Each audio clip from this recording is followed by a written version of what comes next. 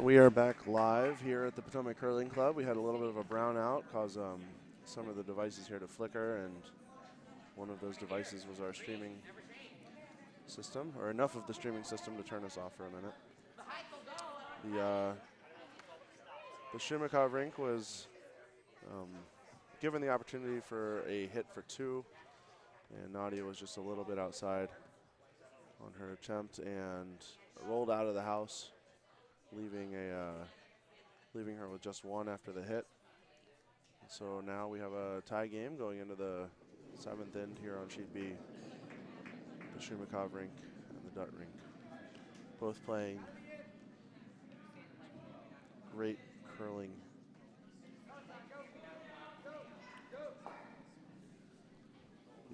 The winner of this game, after the last two and draw calculations, we can now say that the winner of this game is clinching a berth into the U18 national championships, and the Dutt rink has a opportunity to clinch outright with a victory here. All right, we've just updated the scores from all the sheets. I had to reset the whole scoreboard. We are accurate again. Yeah, and we saw the Hébert rink shake hands with the Clausen rink after sometime in the seventh. So that game ends as a 6-4 or 6-2 win for Clausen, which is one of the elements we need for the three-way tie for second in the boys' side of the draw. The other element we need is the Orso Charon's rink to win their match on sheet C. They're currently trailing 3-6 against the Gartner rink.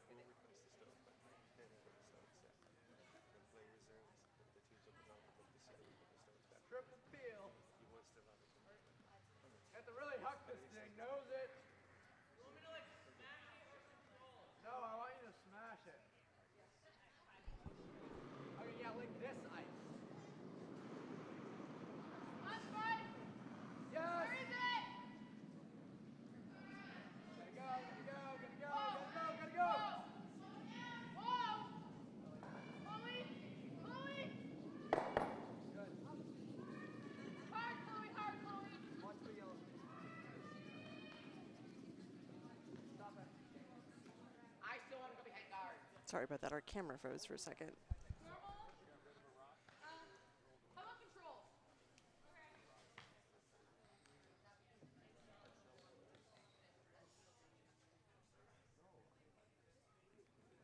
All right, well, most of our viewers seem to have come back. Thanks for that. We just had as Ben mentioned, a slight power outage and had to reboot the whole system. Sure, and as the site chair, I was approached by the chief umpire to kind of get a feel for what happens in the case of a power outage here, and so I've been dealing with those questions. We do have enough emergency lighting to get the players safely off the ice, and our chief ice technician has checked on the chiller to make sure the chiller is still operating. Just an unfortunate wreck there by the Dutt rink. It gives Nadia an opportunity now to look at Look at the way she has to make 2. It looks like she's sitting 2 right now.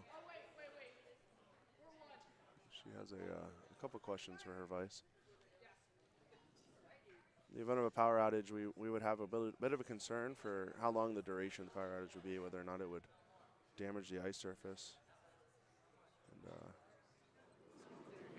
so we have some questions about whether we need to pull the rocks off, prevent damage, and how we would mark where the stones are in play. And our chief umpire has been on top of all those questions. He's got a lot of foresight when it comes to dealing with these kinds of things. So we feel like we have a good plan. Hopefully the weather doesn't drown us too badly, and we can all get out of here safely on time without any power outages. At least as of this morning, there was maybe about an inch of snow, which, you know, for the DC area is significant. Even if for many of our viewers at home, that's yeah, we tend to shut it all down when we see the white stuff here, so we don't mess around.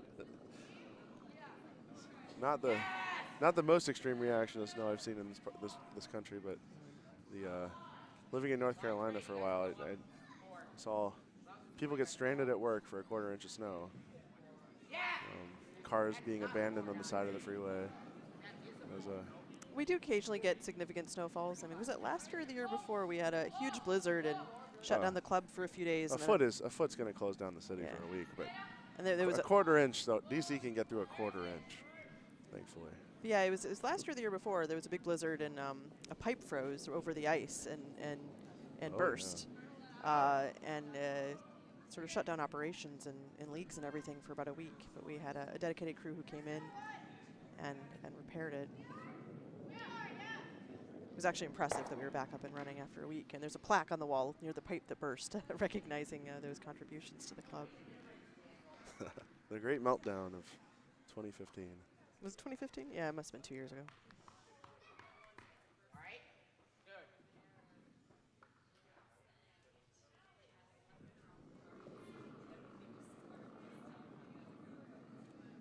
Make sure it's 5-6. And yes, hard. Yes. Yes. Michael, you have to dig deep.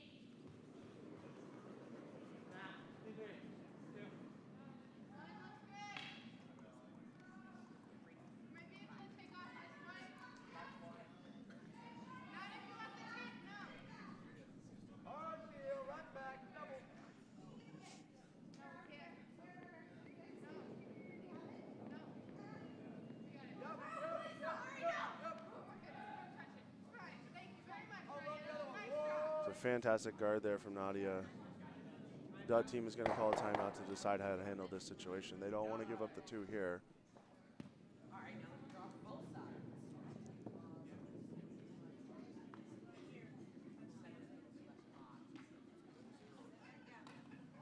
So it's a little tricky to tell.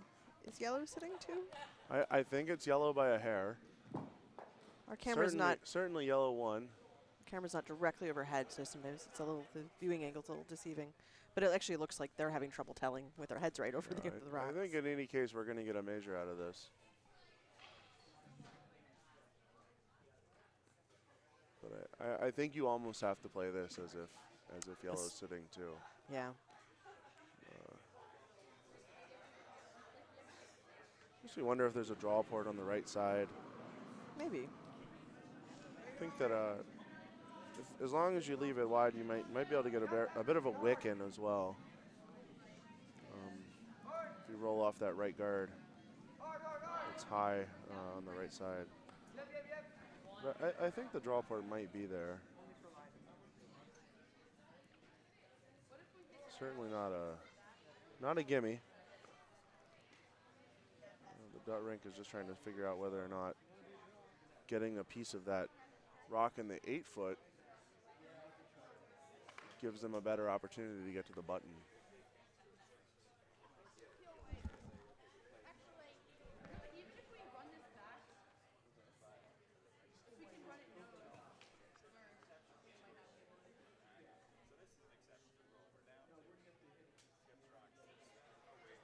Another option here is to peel the right side guard and give themselves an option to draw. Give themselves an option either way. It looks like that's the one they're looking at now.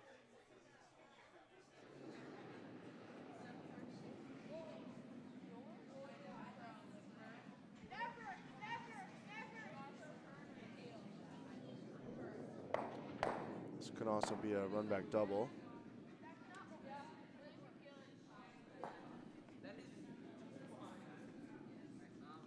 Run back double will probably leave the shooter as a guard, so At least cut them down, we will cut it down. or maybe cut them out, depending on that measure.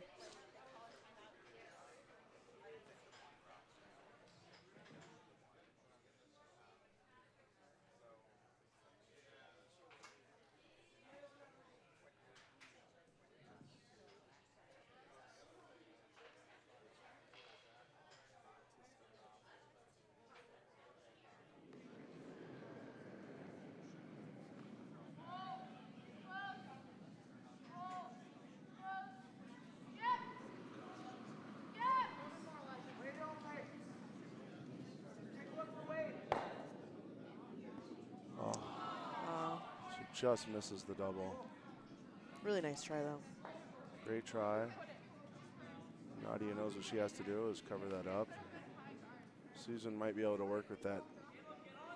The shooter she just threw might be the best option she has. It does look like the yellow on besides the in-off. I mean, there is that. The 12-foot redstone can give them an in-off that would might bounce that red one into the middle, right into the button. And, that might be the other option she has on the left side.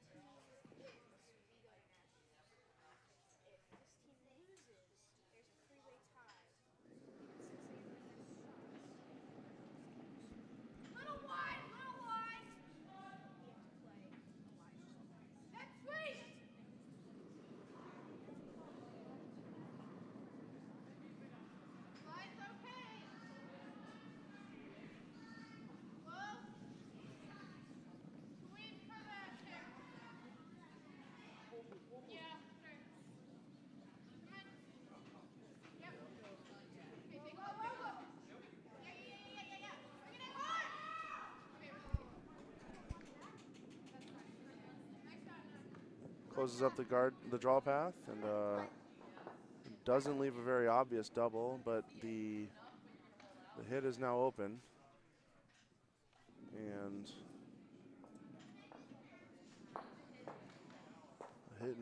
a nose hit looks like a 1.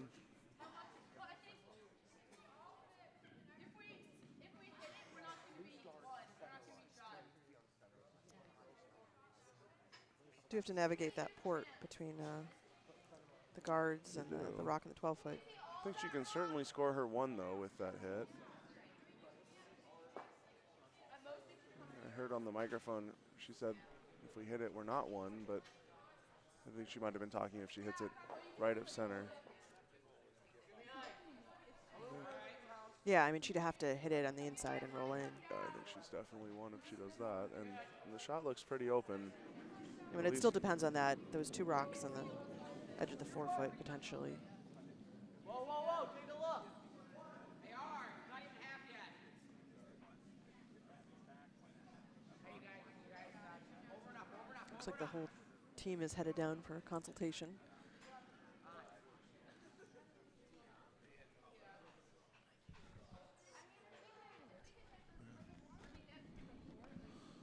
We have an update on sheet C, where the Orsler Sharon's rank scored another 2 in the 7th. They were able to steal. They've closed it down to a 1-point game, and an Orsler Sharon's win on sheet C will put us into the tiebreak scenario, the 3-way tiebreak scenario for the boys' side of the draw.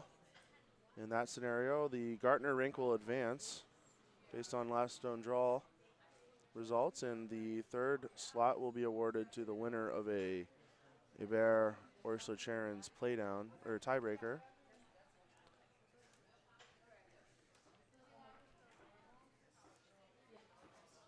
So you might have a lot of drama here in the last 20 minutes of our broadcast. Thank you for sticking with us through the power outage. Back up to 29 viewers. So they seem to have figured it out. I think we moved to a new stream. All right, it looks like back on sheet B, they've made a decision on Team Dutt.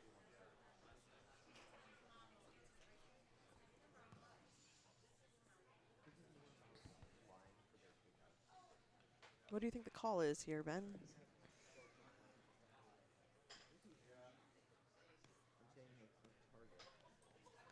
You know, I'm not really sure where the 2 is on this side. I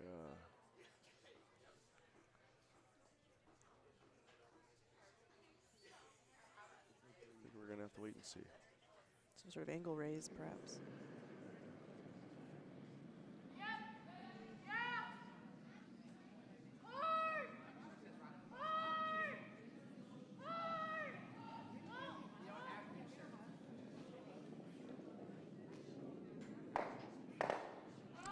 What a great shot. Nice shot. And the crowd here in the warm room appreciates it. A fantastic shot out of Susan Dutt. So it looks like that was 1 for Dutt.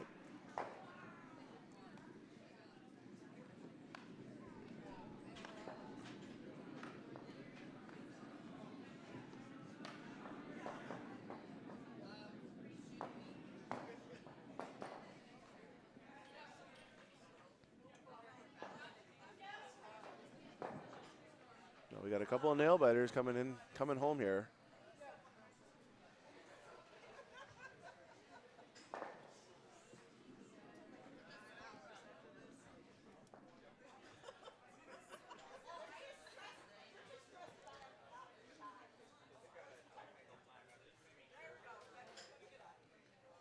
So we're starting the 8th end with with Dutt 3-2 Tschumakow.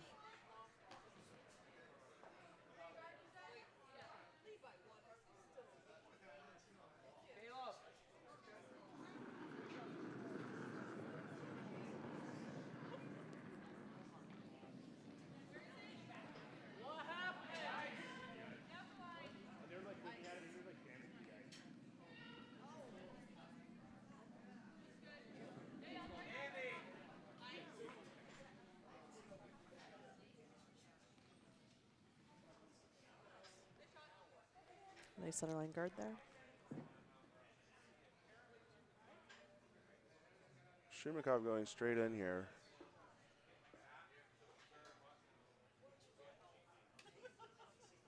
I'm going to try to get her 2 going in. Maybe she's just really focusing on ensuring that she gets her 1. Trusting her sister's ability to draw.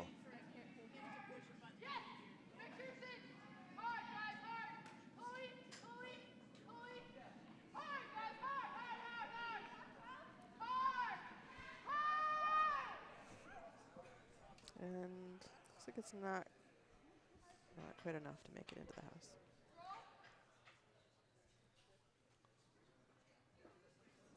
Well, now this sets up nicely for Susan Dutt to force the 1.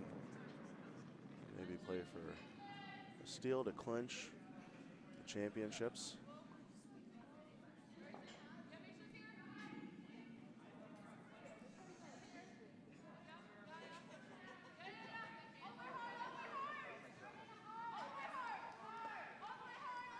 Sweeper's dragging that rock into the 12-foot.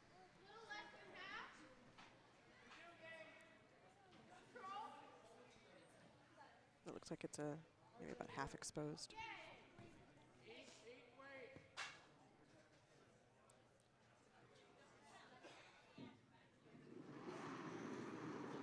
Lena's final shot will be a hit.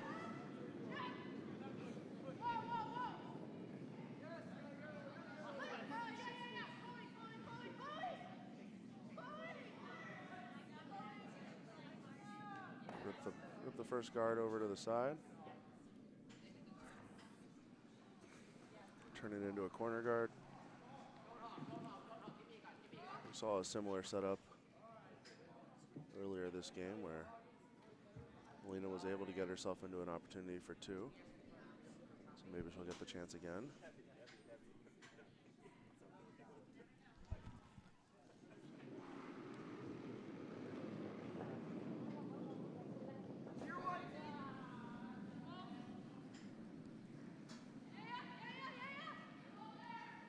Make sure it's a 3, guys. And there again on guard. Now with the rock in and a couple guards on the corner, Tschumakow hit and roll. Opens up that 2. So Nadia's going to ask her second, Chloe York, to deliver a fine shot here. Chloe's hits have looked good all game.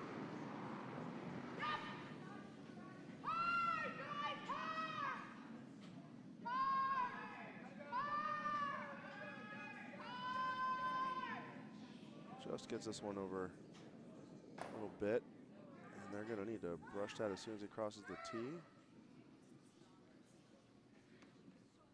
Looks like it's going to stick around for shot stone. So a bit of a missed chance there for the Tschumakow rink.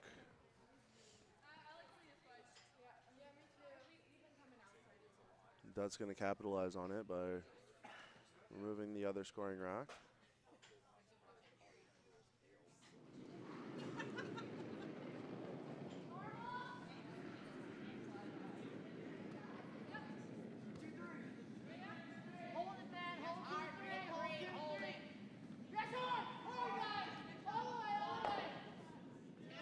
Senzali delivers a fine hit.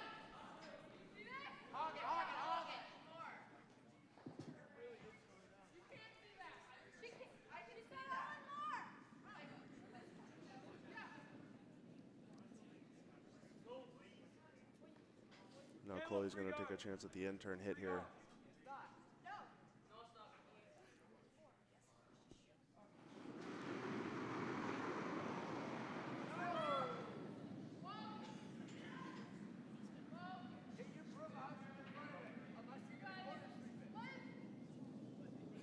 Now they're on and looking for the perfect roll into those guards. Just a little too much of a roll is going to push them out the back of the house.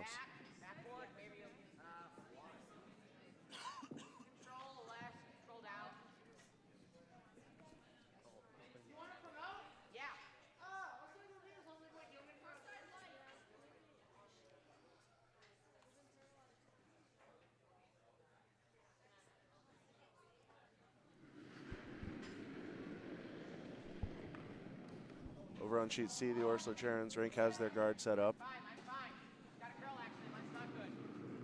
They are looking to steal here in the 8th to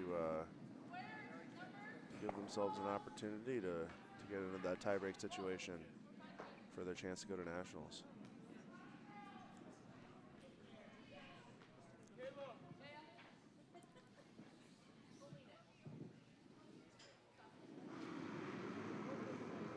The Dutt rink puts another one in the rings right on the center line, top 12. Tschumakow still hoping to roll behind those guards and use them. I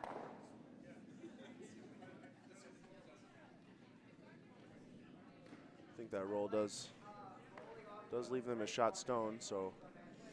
As long as they stay in, don't roll out.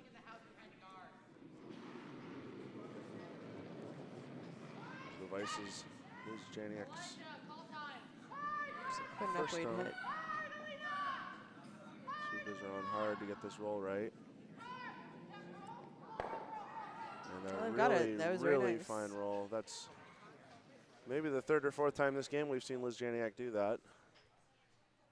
She's did it just right, not to have too much roll there. Buried it just perfect.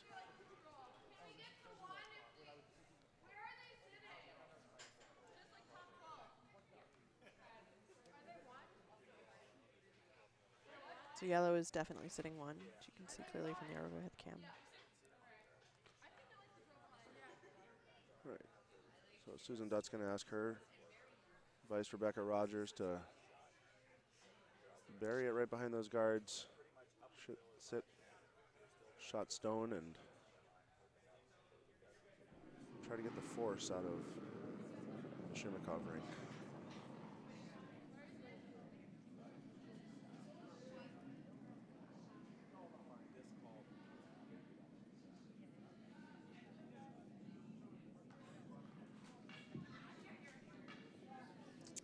It's like, might be too much weight as it goes out the back. So cleanly out the back gives Nadia her chance. Liz likes the hit.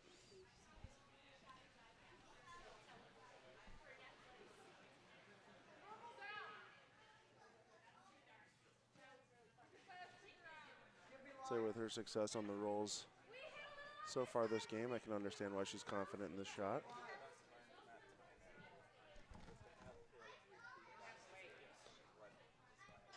So Nadia gives her the broom. And we'll see her deliver her second stone. Brushes right on away.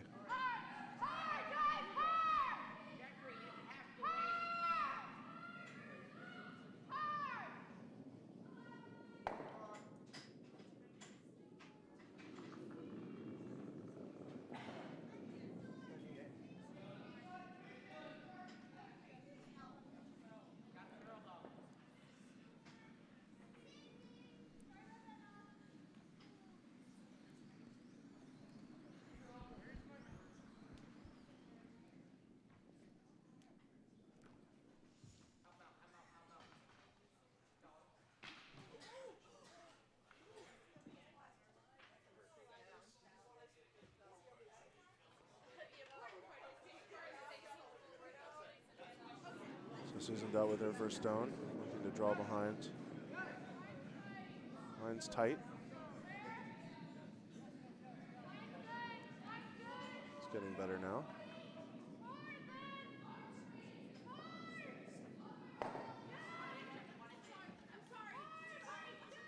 Just not enough weight to get it into the shot stone, I don't think here.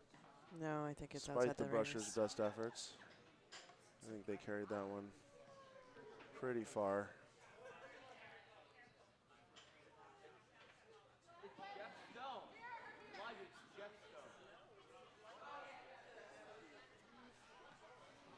So now Nadia's deciding between going in and sitting top four buried or sitting open. Liz says it's whatever she likes throwing. I think the more aggressive call is definitely to go for the top four draw. We're going to call a timeout and talk about it. We'll see. We'll see what their coach thinks.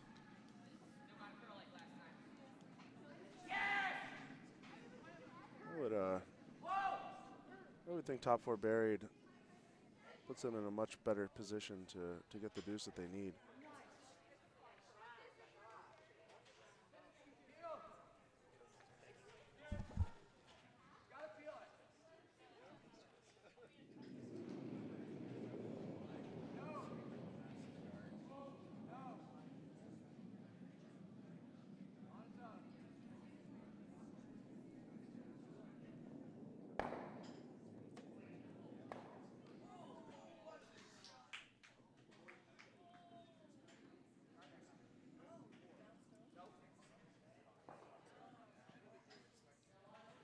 So game update while we wait for the timeout here on B. On C, we've got the Gartner Ursula Charon's rink matchup going on, and Ursula Charon's is now sitting shot stone, biting 4, corner frozen against one of the Gartner stones just behind the tee line, and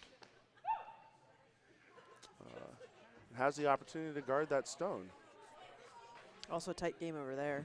Yeah, they need one to bring it into extra ends. The Ursula Charon's rank does. And if they bring that into extra ends, and anything can happen. The three-way tiebreak for the boys' side of the draw will come into effect if the Ursula Charon's rank wins on sheet C. Sounds like we're going to get plenty more curling today. Really starting to feel that way. Maybe another end, and maybe another whole another draw. So Nadia's going to draw open.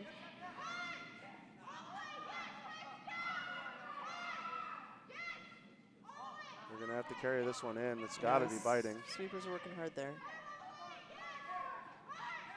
Some great sweeping effort from Chloe and Liz. Oh, no, not enough. Just not.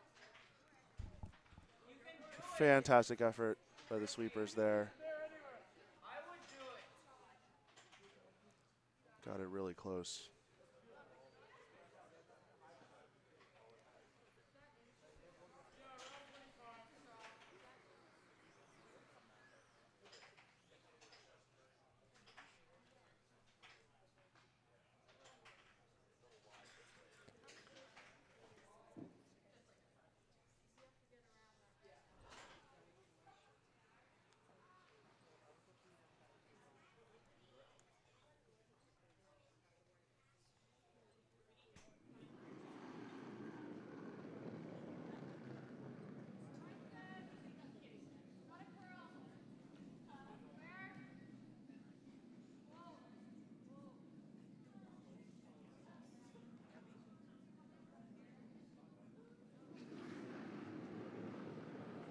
Might be a little bit heavy. A little bit of a finish there. Oh, no, that's great. Pulled over nicely. So now Nadia knows the job she has to do. Although I actually can see from the camera angle is that it's actually exposed. From the window, it looked better. It's you know, it's I think a sliver covered. Nadia should be able to get the nose on this.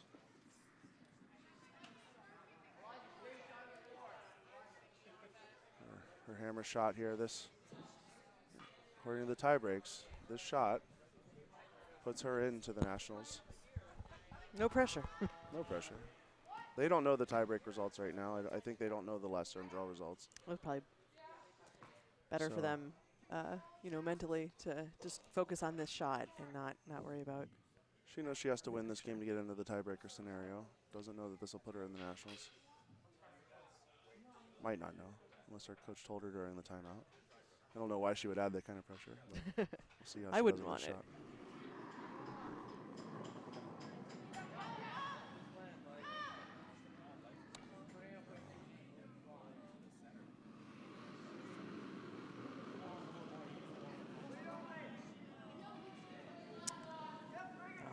Too much. Well, it was a fantastic game from both teams.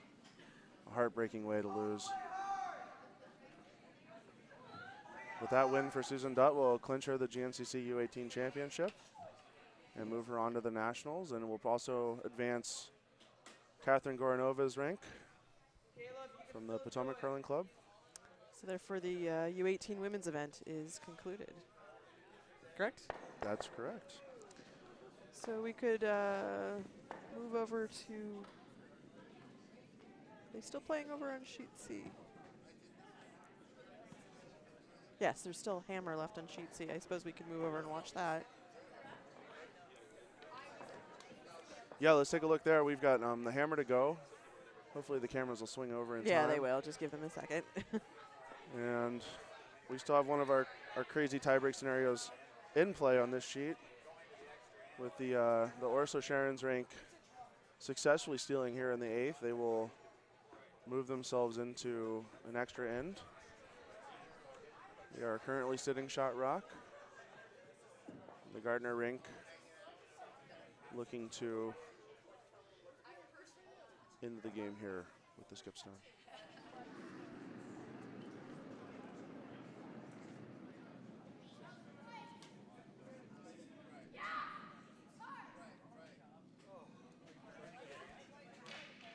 Oh. Boy, another that's burn. Too bad. The nerves are up. That's So that's a tied. It's a rough result there, and it's going to bring us into extra ends to decide how the national situation plays out. Clapping in the warm room for the ladies on Team Dutt. And of course, Team Tschumakow as well. Well played game.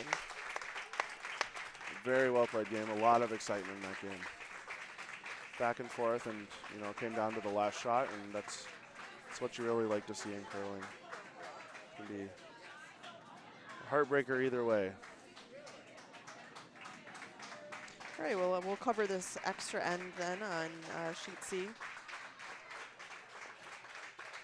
Although they're going to take a brief timeout, I believe, before that gets started. Yeah, I know. I think I saw on the first day that they did talk to their coaches before the extra end. But I don't see the coaches going out this time. So maybe I just observed incorrectly. They may not get a chance to talk to their coach before an extra end. Or maybe they declined the chance.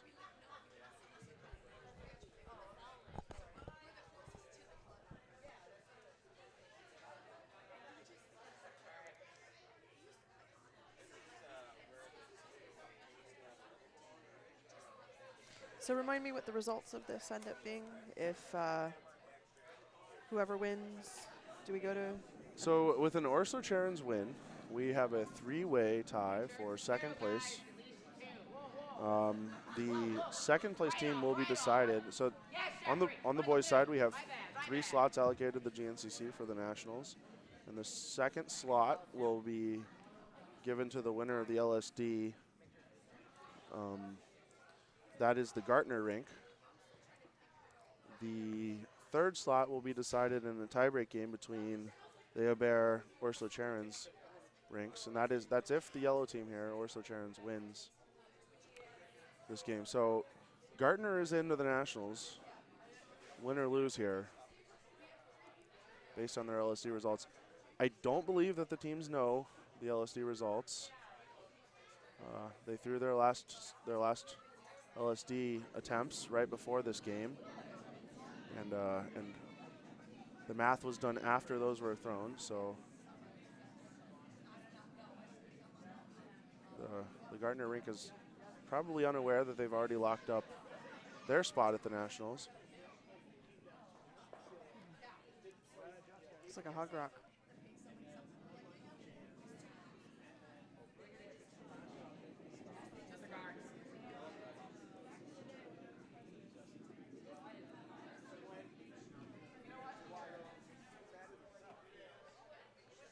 We've got a special guest appearance here from Brian Darnheim, one of our fine curlers here at the Sonoma Curling Club. Welcome, Brian. Hi, good to be here. Just finished up timing that feature game. Heck of a game. It was really a really well played game between both teams.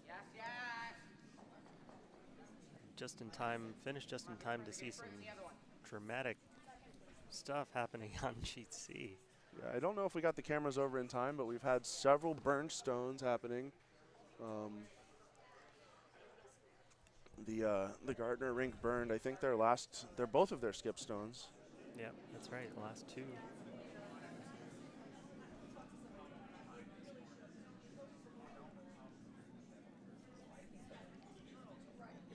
I mean, it's a lot of pressure at this point in the game and in the tournament. And these are, of course, they're just kids. So, True. You shouldn't take it too hard. I am going to go out on a limb and say that I'm not a huge fan of sweeping with the slider. Even if you're really good at it, it's very easy to just lose your footing and fall, which I believe is at least what happened on one of those 2 shots. It's just, I don't like it. Unless you're really, really throwing a big weight hit, which none of these guys have really been doing a whole lot. There's no reason you can get better traction and better balance by keeping your gripper on. That's just my opinion, anyways. A lot of these players all started curling when they were, little tiny children, and they seem very, very comfortable on the ice. So compared to a lot of us who started curling as adults, who, maybe a little more cautious there if always. Well, there's an argument. There's an argument that the slider allows you to put a little more weight on the head of the broom as you just kind of push yourself along with the second foot.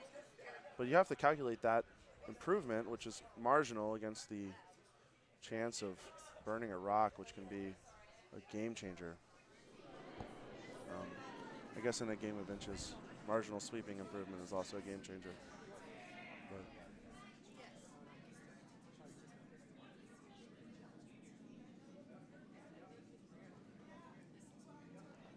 I don't know. I think it's just me. I think we watch curling on TV too much, basically. That's certainly a reasonable explanation. So this end so far setting up pretty well for Gardner. The middle is wide open. They're sitting 2, and Orsler-Cherens is going to have to chase some stuff here and try to get behind cover somehow.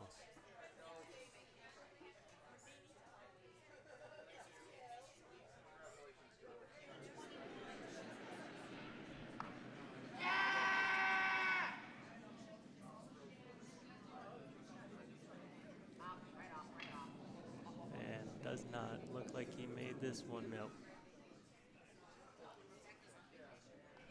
So another chance for Gardner to get another one in somewhere.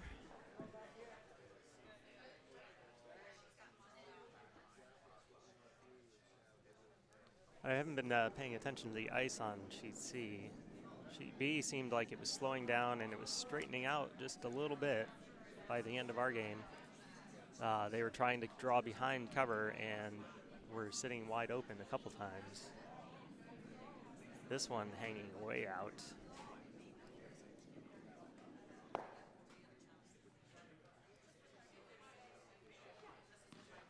so we'll see now if the Orsler-Cherens rink decides to go in.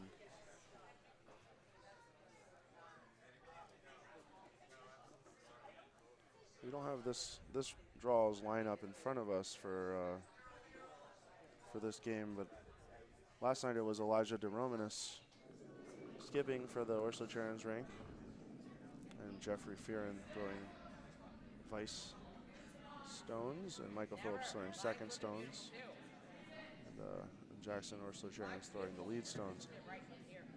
Are they allowed to change the lineup throughout the tournament? They are, as long as they give, I believe, 15 minutes notice before the draw. That is a very That's nice a nice shot. Exactly the kind of shot you need to bail yourself out of some stuff.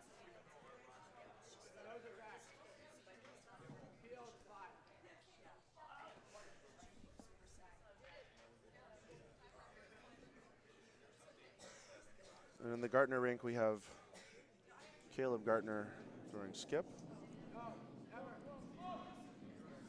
William Gerlach throwing third, Nicholas Sanzali throwing second, and Daniel Lawfer throwing lead. Oh. Just right past everything. No, God, no. So with the William Gerlach flash, We only need one. we're gonna see the Orsler-Cherens rink say we only need one, We also want to guard that run back, too. and try to guard the run back.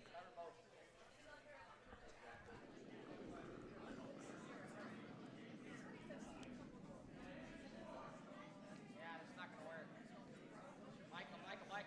Michael, it needs a curl. As long as it's over hog, we're fine. Saying it needs a curl. Looks like the line's pretty good for the guard. I think it's actually over curling, isn't Yeah, it? it might overcurl now. It does a little bit, but it takes away that run back, I think. Calling a timeout now. Might as well use it. Every They get an additional timeout. both teams get an extra timeout in the extra end, in addition to getting 4.5 minutes, which is more than the allotted time average for the regular game. Usually you average about 3:45 per end with the 30 minutes, and so they give you a little extra time in the extra end because there's a lot of pressure and you want to make sure you get everything right. Is that who's their coach? Is that Wayne Anderson? Yeah, Wayne Anderson. Yeah.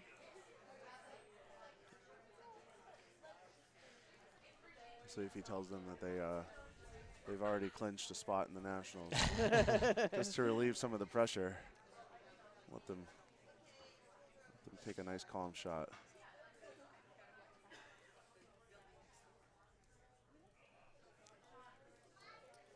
This is the coaching here in the U18s is definitely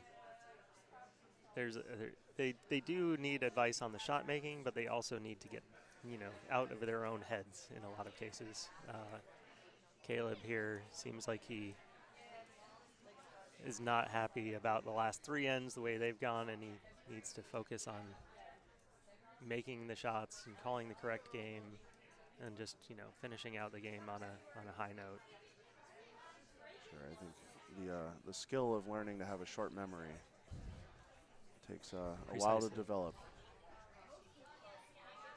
And in curling, you've got to have the shortest memory Yeah. when it comes to your own shots.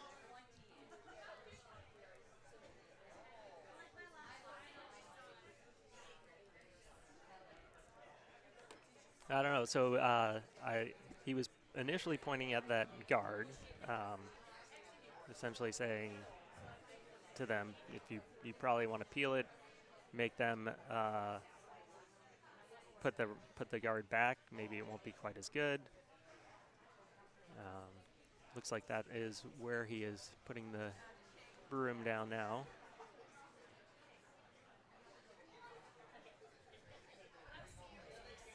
I really don't see what else you do at this point. I mean, if he does make the guard, you maybe have a chance to get into the forefoot from the outside, but you have to get all the way back over to the button.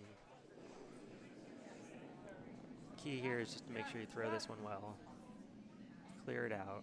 Give yourself a chance at that run back again if you can.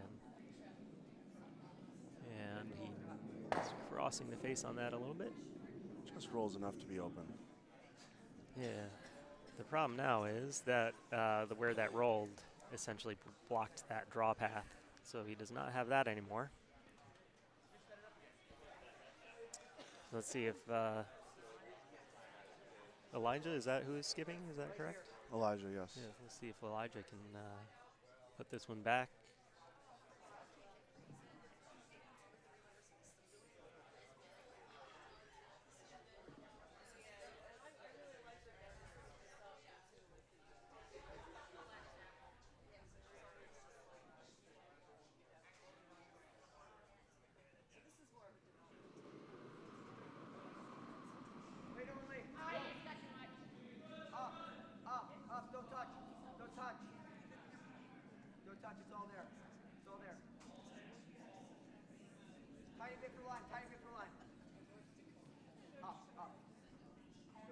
Looks pretty good.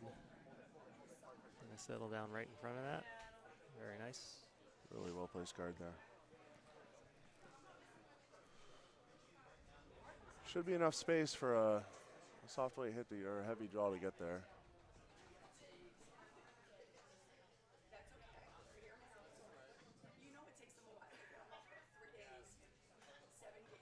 He does appear to be having ice for a draw.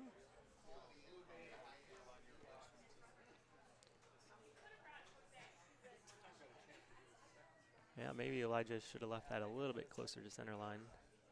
But you can't block everything. And he has to make this, so. It's going to need some late break to get over to the yellow one, to get around the red that's in the 12.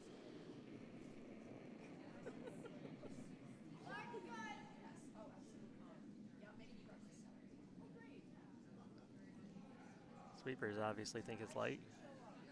They said the line was good. Here comes the break.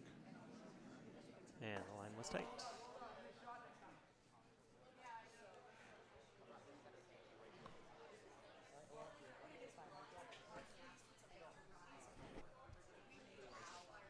Do you think the line would have been close, or the weight would have been close, rather? Yeah, the weight looked like it was the right weight for the heavy draw. Looks like they called a timeout. No, the Orso Sharon's ring. I think they just want to confirm that there's not something they're missing here. I think. Do you think the hole is probably still there, maybe? I don't know. Where that red one ended up as a guard. We don't have a very good angle. I mean, can he get through that hole? I don't think he can get through there, honestly. I think the raise is probably all he has left.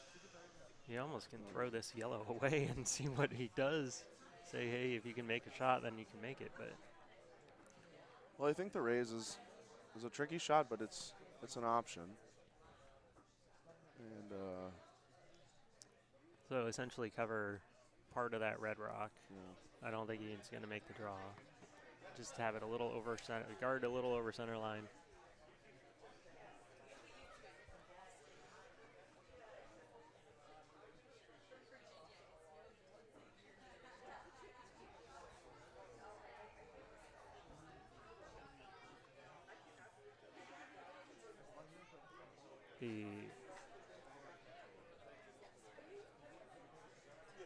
The only other rock that can do anything maybe is the red all the way on the left side, but I can't tell if that actually will have a good angle.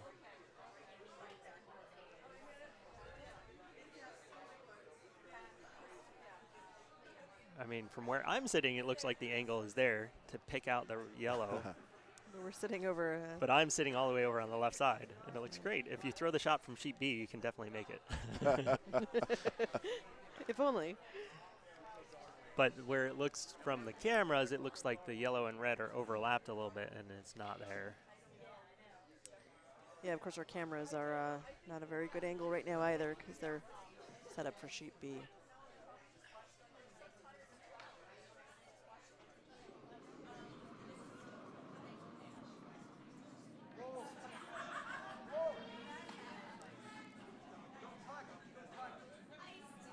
Line is definitely wider than the last one.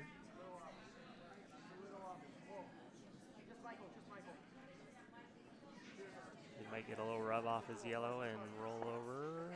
Yep. That's a wall in front of the house now.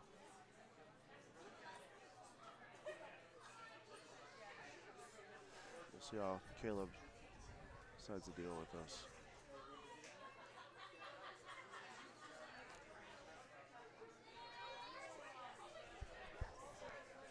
A chance they can see a little bit more of that red one than we can. The red one on the 12-foot. I think there's a port there. Boy, it's tight. I have no idea what he's looking at, honestly.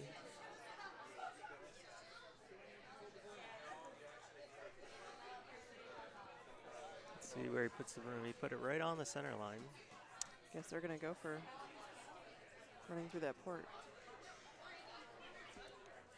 Let's see which handle he chooses. I don't. He might play a double run back.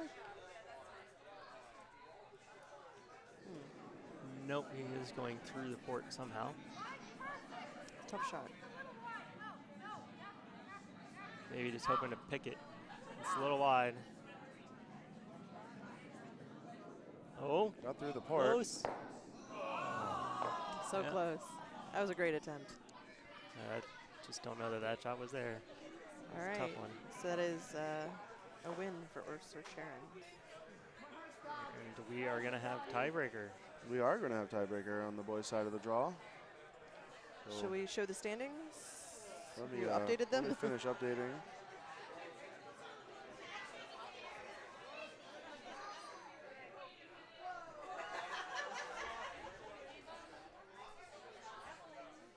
So these should be the updated standings.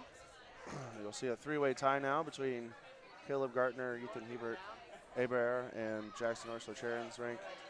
The tiebreaker is first decided by a last-turn draw to award the second slot to the Nationals, and that's going to be awarded to the Gartner rank, who finished first place in the LSD. And so we'll have a tiebreaker between the Hebert Orso-Charon's ranks. Do you know what time that's going to start? We are scheduled to start it at noon. It's a tight It's going to be a turnaround. really quick scrape for our chief ice technician. Looks like he's pulling the scraper out now. He is out there. I mean, he only has to scrape one sheet, so It's true. Which I assume will be sheet Looks like B. we're also getting ready to do the trophy presentation. we will award. Yeah, we will award the championship. So I don't know. Do we have a trophy? we can leave the cameras on. I think, are they going to be doing it on sheet B? You might want to move the cameras over to Yeah.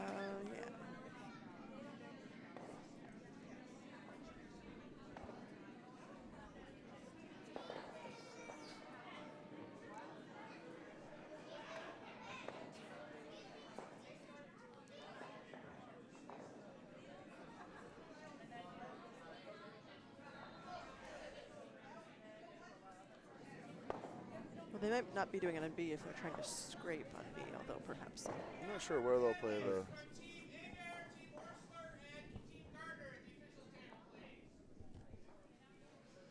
The officials are calling the 3 tied teams over to the table now here in the warm room, and we'll get the official results.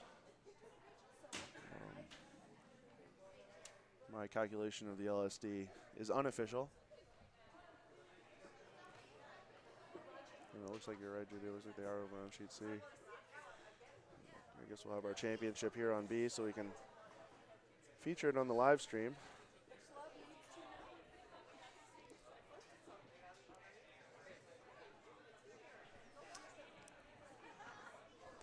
So at least the champions from both sides were determined on the ice. That's always nice. Congratulations to Eli Clausen's rink. They went undefeated, 6-0 in their round robin. And the Dutt rink went 3-1 on the girls' side. Are you guys going to stream the playoff game? Yeah. Eli Clausen's rink consists of Chris Pingatori at lead, Marius Kleinis at second, Danny Casper at third.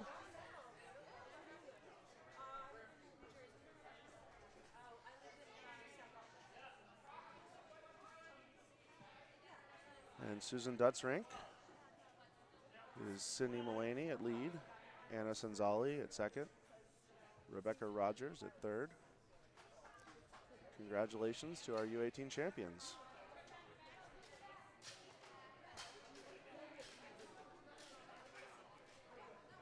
And we should also mention that the Goranova team is our second GNCC representative, right? They went 2-2 in the round robin and finished in second place. The lead there is Stephanie Yu. Second was Abby Shulkin. Third, Diana Black. And the skip was Catherine Goranova. And on the boys' side, as you mentioned, Caleb Gardner's rank. Still waiting for official results, but we expect them to advance. They were taking pictures, so Yes. I'm assuming We that can see everyone from the back here as all the There. parents take pictures. their lead was Daniel Lawfer, second Nicholas Senzali, family going to nationals. Third, William Gerlach, and the skip was Caleb Gardner. Exciting times ahead for them as they travel to, I believe it's Bemidji, where today it was minus 25 degrees. Super exciting for the families to go up into that. Boy, But if we got that cold here, I think our ice shed would be colder than our Yeah. ice. I think we definitely have a heating system here if that was the case, which we're considering putting in anyway.